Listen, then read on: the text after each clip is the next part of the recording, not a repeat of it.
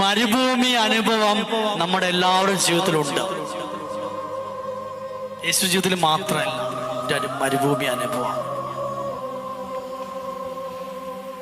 പരീക്ഷ ഹാളിലേക്ക് നമുക്ക് ടീച്ചർമാർക്കും അല്ലെങ്കിൽ പഠിപ്പിച്ചൊരുക്കിയ ടീച്ചർമാർക്കോ മാതാപിതാക്കൾക്കോ കൂടെ അടുത്തു പോയിരുന്നിട്ട് പരിശോധിക്കാൻ പറ്റുമോ? ഇല്ല. ഒറ്റയ്ക്കാണ് ഒന്നിതിൽ പറഞ്ഞയക്കുക.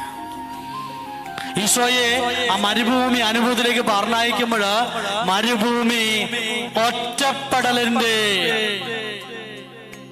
ഒരു സഹായം കിട്ടാത്ത അവസ്ഥയുടെ, ഏകാന്തതയുടെ അവസ്ഥയിലെ ആണ് സൂചിപ്പിക്കുന്നത്. എല്ലാവരുടെ ജീവിതത്തിലും ഈ ഒരു മരുഭൂമി അനുഭവത്തോടെ കടന്നു പോകും. ഈ മരുഭൂമി ജീവിത അനുഭവത്തിൽ കടന്നു പോകുമ്പോഴാണ് സാത്താൻ പരീക്ഷിക്കാനായിട്ട് നമ്മുടെ അടുത്തേക്ക് കടന്നു വരിക. ആദവും അതിലെ ഹവ്വ ഒറ്റയ്ക്കായിരുന്ന സമയത്താണ് സാത്താൻ പരീക്ഷിക്കാനായിട്ട് കടന്നു വന്നത്. നമ്മളും ചിന്തിക്കുന്ന നല്ലതാണ്, സാത്താൻ എപ്പോ പരീക്ഷിക്കുന്നത് എപ്പോഴാ? നമുക്ക് സമ്പൽ സമൃദ്ധിയും അനുഗ്രഹവും ഉള്ള സമയത്താണോ കൂടുതൽ പരീക്ഷിക്കാം? അല്ല.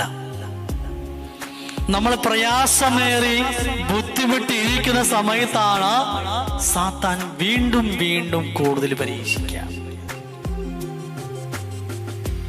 യേശു ഇവിടെ 40 ദിനരാത്രങ്ങള് ഉപവാസം അനുഷ്ഠിച്ച് പ്രാർത്ഥിച്ചൊരുങ്ങി.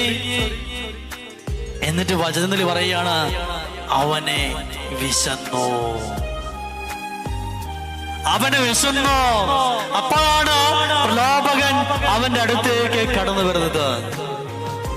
യേശുവിന് വിശന്നു കഴിഞ്ഞപ്പോഴാണ്.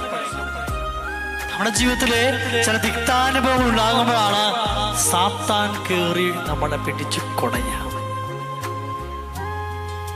നമ്മൾ ചിന്തിച്ചൊന്നറിയില്ല, നമ്മുടെ പ്രാർത്ഥന കുറയുമ്പോഴാണ് സാത്താൻ നമ്മളെ കിടന്ന് വട്ടം കറക്കാം.